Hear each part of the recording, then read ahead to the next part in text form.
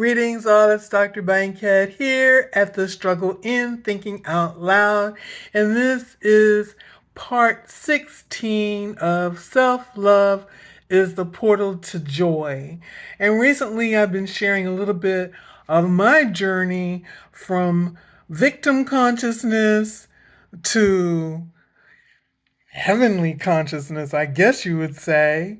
All right. So today I want to talk a little bit about blame shifting.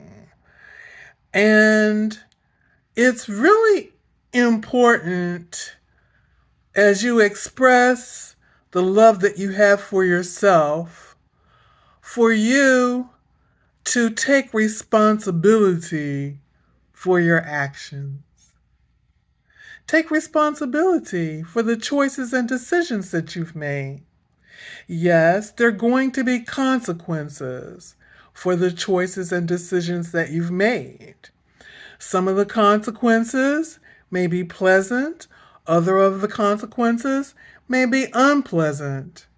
Blame shifting is actually supported by the Bible because you have incidences of sin consciousness and individuals purifying themselves from their sin consciousness by putting their sin onto something or someone else and then shedding that blood to cover the sin.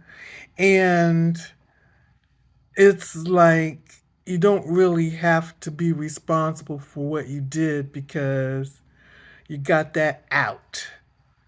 You got that out. A lamb of God, a man, whatever, to kill them and spread their blood over something to cover your sin. Well,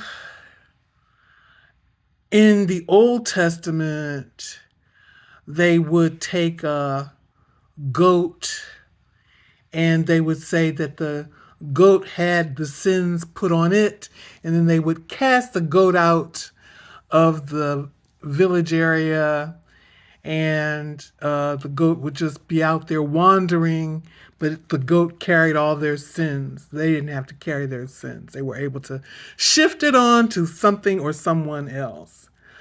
Well, if you're loving yourself, you will be responsible for your actions. You will stand up and you will acknowledge what you've done, whether good or bad, so to say, whether optimal or less than optimal.